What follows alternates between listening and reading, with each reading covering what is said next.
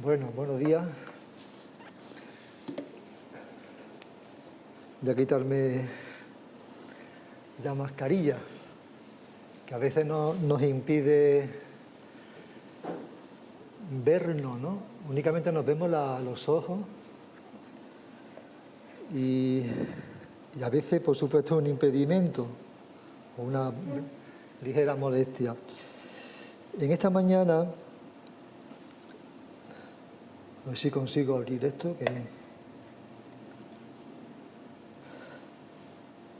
habéis fijado, hay cosas que durante la reunión se han mencionado y son interesantes, como el amor de Dios hacia nosotros, que siendo aún pecadores, que hemos leído en Romanos, Cristo murió por nosotros, que siendo enemigos hemos sido reconciliados por Dios, que Él nos da la paz que el mundo no puede ofrecer.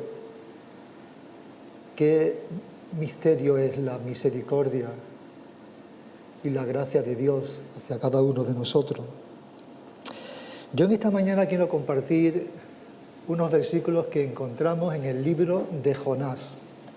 Jonás capítulo 1, versículo 1 al 3. Yo creo que todo el mundo que estamos aquí, o aquellos que nos veis por internet, había escuchado alguna vez la historia de Jonás. Pero como siempre digo, me gusta acercarme al libro de una manera nueva, diferente, poder extraer lecciones aplicables a nuestra vida. Jonás es un profeta diferente al resto de los profetas. El libro se compone de 4 capítulos. El mensaje es breve y al parecer el libro habla acerca de las actitudes que Jonás tiene ante el reto que Dios le manda. Yo en esta mañana quiero proponeros que, en primer lugar, que el Señor hable a nuestra vida, a nuestro corazón. Que el Señor nos muestre con claridad cuál es nuestro campo de misión, cuál es nuestra Nínive que el Señor nos manda a anunciar, a pregonar un mensaje de advertencia, de salvación para el ser humano. El título de la reflexión bíblica es Conociendo a Jonás, y vamos a hacer una aproximación al libro para conocer algunos aspectos del carácter de Jonás. Dice el capítulo 1, versículo 1 al 3 de Jonás, voy a leerlo en la Nueva Traducción Viviente. El Señor le dio el siguiente mensaje a Jonás, hijo de Amitai. Levántate y ve a la gran ciudad de Nínive. Pronuncia mi juicio contra ella, porque he visto lo perversa que es su gente. Entonces Jonás, obediente, se levantó y se fue en dirección contraria para huir del Señor. Descendió al puerto de Jope, donde encontró un barco que partía para Tarsis, pagó su pasaje, subió a bordo y se embarcó rumbo a Tarsis con la esperanza de escapar del Señor. A mí me causó un impacto estos versículos al leerlos, y os recomiendo, si queréis, que leáis en casa los 4 capítulos que componen este libro. Le da un mensaje a Jonás. Jonás huye, Jonás se marcha con la esperanza, dice, de escapar del Señor. ¿Cuántos de los que estamos aquí huimos de nuestras responsabilidades en cuanto a la evangelización? Cuando perdemos el objetivo de la evangelización, no podemos ser bendecidos por el Señor. Jonás estaba confuso. Dice el comentarista Sloan, un comentarista bíblico, el tema central del libro de Jonás es que Dios está interesado por todas las personas, sea cual fuere su nacionalidad o raza, y espera que aquellos que lo conocen se dediquen a compartir este conocimiento. Me quedé sorprendido en este comentario. Dios se interesa por todas las personas. A mí me choca eso, porque a mí todas las personas no me interesan por su carácter, por el daño emocional que pueda ocurrir. Y eso era la forma de actuar que tenía Jonás. No podía ver al pueblo asirio. Recordar que Dios está interesado por todas las personas. Y aquellos que un día conocimos al Señor, nuestro reto, nuestro desafío es transmitir, comunicar el Evangelio de esperanza de Jesucristo. Se ha dicho que Jonás nos recuerda al hermano mayor del hijo pródigo, y como el Padre perdonador y gozoso de la parábola, el Señor ordena a Jonás en el capítulo 4 que abandone su calabacera para compartir la alegría de la ciudad perdonada. Jonás no concebía que Dios mostrase misericordia para el pueblo asirio. Jesús habla de la experiencia de Jonás de 3 días en el vientre del gran pez como una predicción de su propia experiencia que iba a ser entre su crucifixión y resurrección. Jonás es el único profeta del Antiguo Testamento que Jesús menciona consigo mismo con respecto a su resurrección, porque hay gente que piensa que el libro de Jonás es un libro, una parábola, una alegoría, una ficción. Y el texto pues demuestra de la autenticidad de este relato. Un libro escrito hace más de 2000 y pico de años puede enseñarnos algo a nosotros en los tiempos actuales, en el siglo XXI. Es cierto que no hay seguridad quién fue el autor del libro, aunque todos los comentaristas bíblicos consideran que atribuyen a Jonás como el autor del libro. Tampoco la fecha en que fue escrito, aunque probablemente fue escrito antes de la caída del reino del norte en el año 721 a.C., la fecha más probable. Jonás es llamado por Dios para llevar a cabo una misión profética en Nínive. Nínive, donde se encuentra, es actualmente la ciudad Mosul en Irak. Israel, norte del Líbano, Siria, Irak, Irán, abajo de Irán sería Arabia Saudí. Pues Mosul es la ciudad actual que corresponde a Nínive, cuando realmente Asiria era la gran potencia mundial en aquellos tiempos. En esta mañana quiero compartir una breve reflexión acerca de la vida de este personaje. Nos vamos a acercar unos aspectos de su vida personal y para ello os propongo que consideremos estos 3 aspectos. ¿Quién era Jonás y cuál era su misión? ¿Por qué Jonás huye de Dios? Y en tercer lugar, ¿qué lecciones aprendemos de la vida de Jonás? ¿Quién era Jonás y cuál era su misión? El texto nos habla que el profeta Jonás era hijo de Amitai, también lo podemos ver en Segunda de Reyes, en el capítulo 14, y ministraba como profeta de Dios en el reino del norte durante el reinado de Jeroboam II. No voy a dar cifras para no producir confusión. Fue contemporáneo de los profetas Oseas y Amós.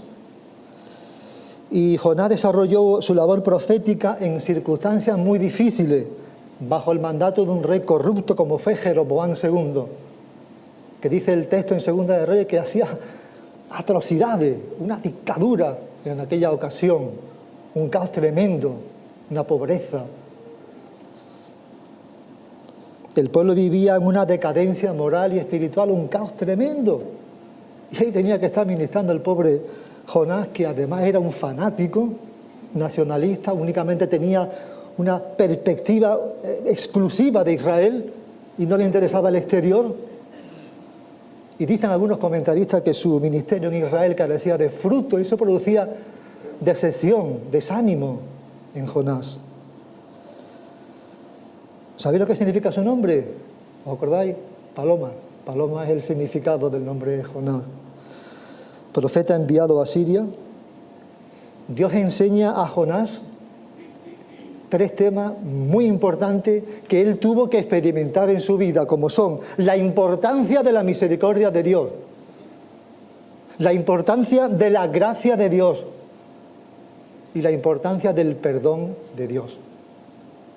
Él conocía, era un concepto teológico, pero él tuvo que aprender cómo tuvo Dios misericordia de él, a pesar de que huye de Dios, de su responsabilidad, y cómo Dios pone una gran tempestad y cómo Dios puede obrar y apaciguar aquel mar y provee aquel gran pez y cómo le da una segunda oportunidad.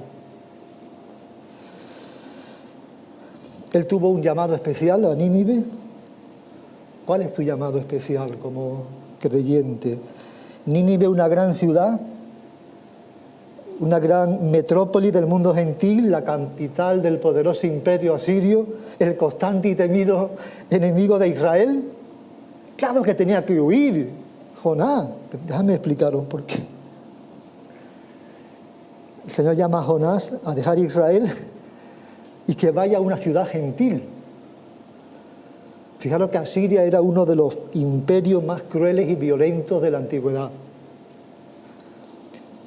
Fijaros cuando Asiria invadía un país, leía a un historiador lo siguiente, lo que hacían con los enemigos. Después de capturar a sus enemigos, los asirios normalmente le cortaban las piernas y un brazo y le dejaban el otro brazo y la mano para poder estrecharla mientras morían y así se burlaban de ellos. Obligaban a los amigos y familiares a desfilar con las cabezas decapitadas de sus seres queridos sobre postes y un largo etcétera. Los que sobrevivían estaban destinados a sufrir formas de esclavitud crueles y violentas, de tal manera que se ha denominado a los asirios como un estado terrorista. Y el Señor le manda que vaya a ese pueblo.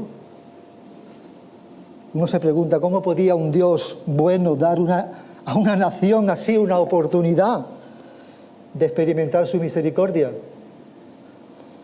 ¿Por qué ayudaría a Dios a los enemigos de su pueblo? Cuando creo que en el año 722 arrasan Israel, destruyen y aniquilan el reino del norte con la capital Samaria. Y quiere que Dios muestre misericordia. Claro que Jonás decide ir lo más lejos que pueda y en vez de a Nínive va a Tarsis. ¿Y eso dónde queda Tarsis? Hay dos posibilidades. Hay algunos que consideran que es Tartesos, una colonia fenicia en España, en el estrecho de Gibraltar, en la desembocadura del Guadalquivir, famosa por su riqueza mineral, plata, hierro y estaño y plomo. Otros, en cambio, consideran que es Huelva, por lo de Tarsis, las minas, la zona. No vamos a entrar en polémica, pero lo que sí es cierto es que Tarsis era el punto más lejano de Palestina. Ahí quería huir de Dios. Como el salmista decía, ¿dónde huiré de tu espíritu? Si subieras al cielo, allí estás tú.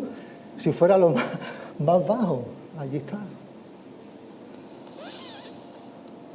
Dice el texto que descendió a Jope, una pequeña población portuaria en la costa mediterránea. Un único puerto, hoy en día es un barrio de la ciudad moderna de Tel Aviv, en Israel. Jonás, el libro, son 4 capítulos, son 4 episodios importantes. Capítulo 1, la tormenta en el mar. Capítulo 2, la oración del profeta. Capítulo 3, la predicación de Nínive.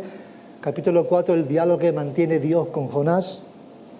A su vez se desenvuelven en 4 ambientes diferentes. Capítulo 1, el barco. Capítulo 2, el vientre del pez. Capítulo 3, la ciudad de Nínive. Capítulo 4, las afueras de la ciudad.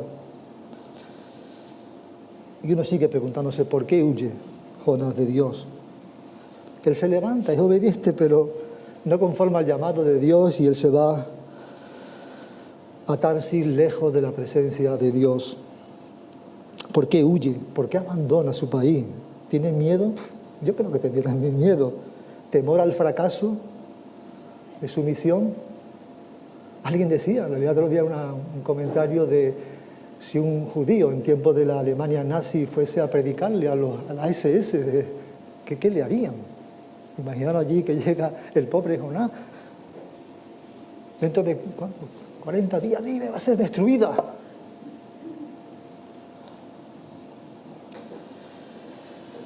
Jonás no fue a Nínive arrepentido, sino siempre en contra de su voluntad. ¿Sabéis por qué? Porque temía la misericordia de Dios. Jonás no toleraba la salvación de los ninivitas. Él prefería morir antes que ver la gran bondad de Dios.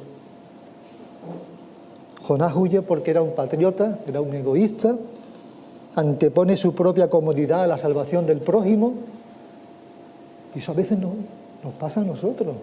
Nos acomodamos y no tenemos sensibilidad de las personas que andan a nuestro alrededor, que necesitan a Jesús. Jonás abandona su país y huye de la presencia del Señor, y eso va a traerle consecuencias a su vida. Jonás renuncia a la comunión con Dios, quiere olvidarse de Dios, rechaza la palabra de Dios, abandona su vocación profética, se siente incapaz de llevar a cabo la misión, se siente descalificado para continuar su ministerio en Israel. Jonás está confundido por las contradicciones de su propia identidad y vocación. No podemos olvidar que el tema central del libro es que Dios está interesado por todas las personas. Llévate al menos este mensaje. Dios se interesa por todas las personas, según sea su condición. Dios ama a toda la humanidad. El tema es la salvación de Dios, la gracia de Dios, la misericordia de Dios. Pero también el libro nos advierte algo importante, nuestra falta de compasión hacia las personas que están a nuestro alrededor. Dice la Biblia, el Evangelio, que Jesús recorría todas las ciudades y aldeas, predicando y sanando. Y viendo la multitud tuvo compasión de ellas porque estaban desamparadas, como ovejas que no tienen pastor. Sintió compasión. ¿Sientes compasión por la gente que está a tu alrededor? Jonás dice que se fue y embarcó en un barco. Todos estamos navegando en un barco. Tu barco puede ser la facultad, la universidad, el instituto, el taller, el hospital, el centro educativo como profesor. Quizás vengan tormentas a tu barco, como le pasó a Jonás. Pero Jonás dormía, tuvieron que despertarlo. Estamos durmiendo, estamos dormidos en cuanto a esa compasión, esa sensibilidad que tenemos que tener con las personas que están a nuestro alrededor. Es posible. Dios es soberano. ¿Tú tienes un sueño? Yo tengo un sueño. 120.000 personas en Nínive que se arrepienten ante un mensaje de advertencia. Oras por tu nación, por tu país, por tu comunidad, por tus compañeros de trabajo, de estudio.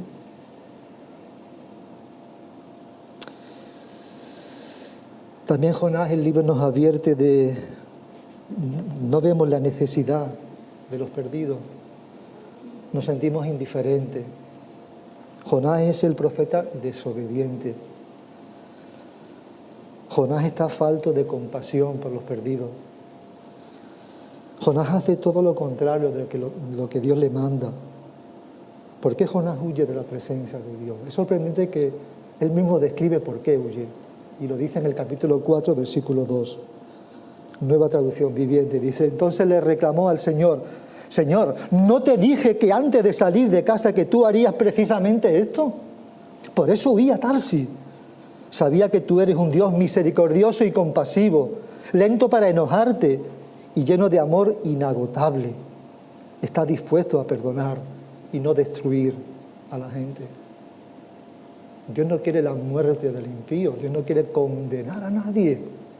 El Hijo de Dios ha venido a este mundo no para condenar al mundo, sino para que el mundo sea salvo por él.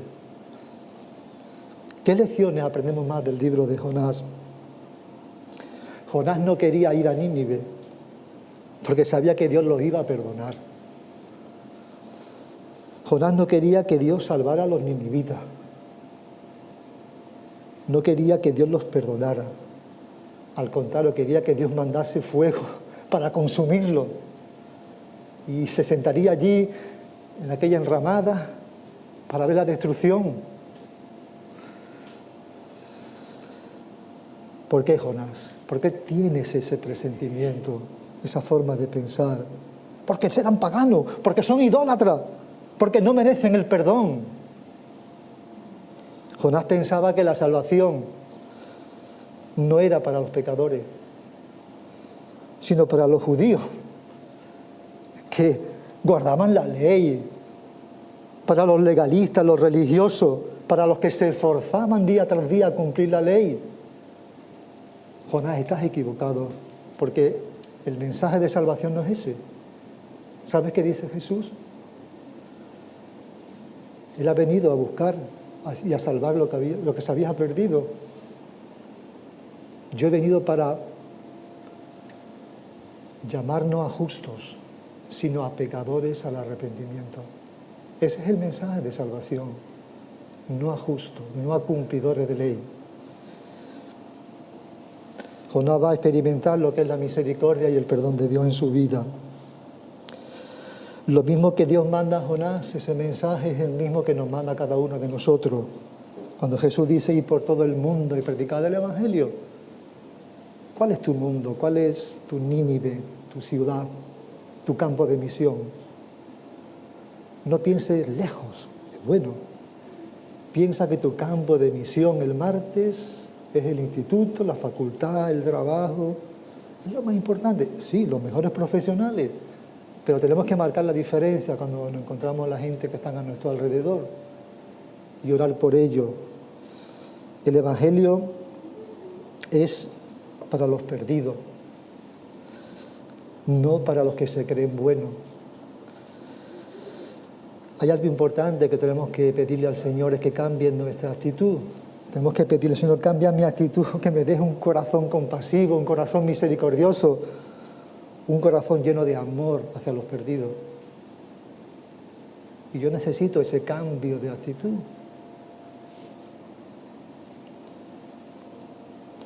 Jonás se aleja de la voluntad de Dios. Y sabéis una cosa, cuando nos alejamos de la voluntad de Dios trae sus consecuencias. Cuando nos alejamos de Dios pagamos un gran costo y vamos de mal en peor. Hay una palabra interesante en el libro, es descenso, creo que en el original. Y cómo alejarse del Señor iba descendiendo. Descendió a Jope, a la bodega, al vientre del gran pez, hasta que ya Jonás no podía más, tenía que recurrir a aquel que es el Salvador. Porque nuestra desobediencia en la vida trae consecuencias a nuestras vidas personales. Algunas conclusiones.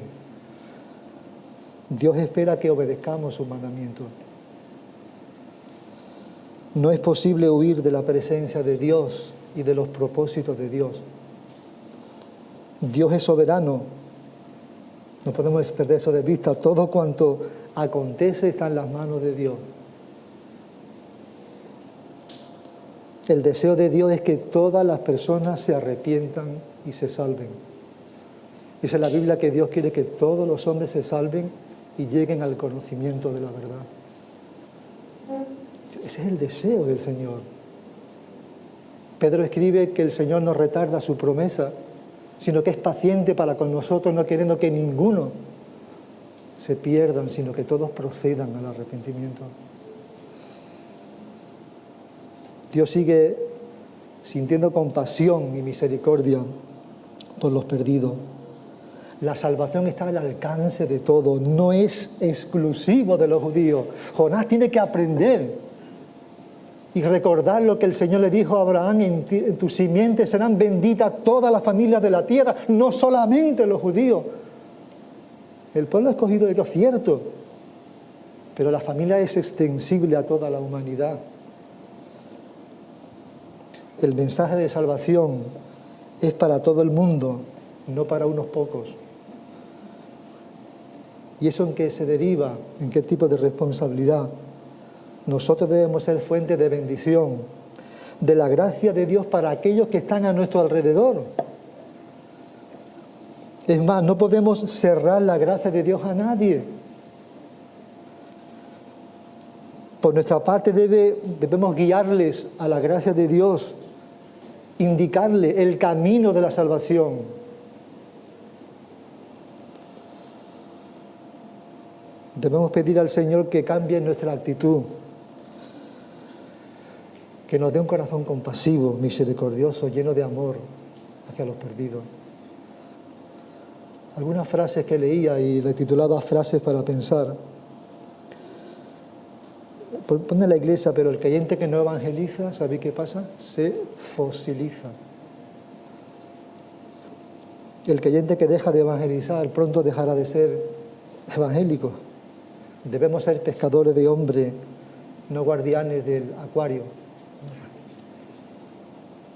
No podemos esperar que la gente sea conmovida por un mensaje que no nos haya conmovido primero. Y a ti, que escuchas el Evangelio con interés, domingo tras domingo, estás aquí o nos ves a través de internet. Dice Jesús, y esta es la vida eterna, que te conozcan a ti, el único Dios verdadero, y a Jesucristo a quien has enviado.